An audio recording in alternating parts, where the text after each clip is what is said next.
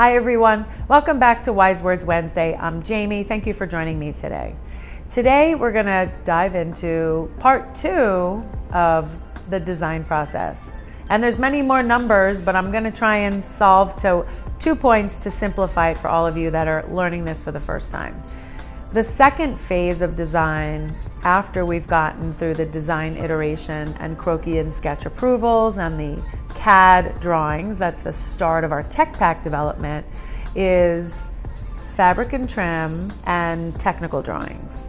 Fabric and trim are really big in the design phase because what is going to drive the design process is what we're going to build out of. So our design team have to be pretty involved in what fabric and what trims are going to be used to make the jean, the jacket, the overcoat, or the leather handbag, for example. And so we go through a pretty intense sourcing exercise to identify what the options are. We spend the time in our fabric library and our trim library that have thousands of submits. And it's our job to kind of start out here and then pare it down for you so that we can deliver to you what we think in our best technical, professional opinion would be the right base cloths, the right trims for utilization in your product.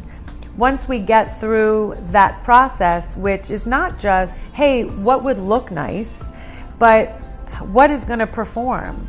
What actually has the highest level of color fastness, lowest level of shrinkage, highest level of waterproof or water resistance. These are things that we have to ascertain as we are starting this creative process. So it's not all just fun and games about, hey, that velvet looks really nice, let's put it in a sample. It's, if I want to run that velvet blazer in a navy or a burgundy or a chocolate brown, for example, I have to know that my quality side effects are going to be alarming based on crocking and color fastness because certain fabrics have different levels of performance capabilities. So it's in our purview and it's in our wheelhouse to be able to identify all of that before we get into trouble and build something that isn't meant to be built with. So that's why I oftentimes explain to those that are calling in for our initial meet and greets that the clock needs to tick. The clock needs time for this part of the process. And so it's our designer's job to source and find the most amazing zippers and heat seal tapings and covered buttons and grommets and snaps and shanks. But it's also our job to make sure that those are going to be able to be used in a production setting. The second part of the design phase 2 is what we call our technical sketches. Because now that we've identified, say, which poplin we're going to use for the shirt or which waterproof nylon taffeta we're going to use for the zip-up packable parka, we also need to then break down the technical nature of the garment. How is the garment maker, the pattern maker, the facilitator of ultimately where we're going to produce this, how are they going to be able to build if we don't tell them how to structure it? So an outside sketch is beautiful. A front view and a back view are great.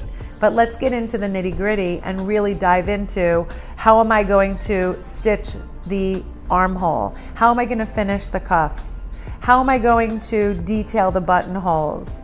How am I going to arrange my denim leg opening? Is it going to be a double needle, a triple needle, or whatever new treatment we're able to do for indigo product or wet processed goods?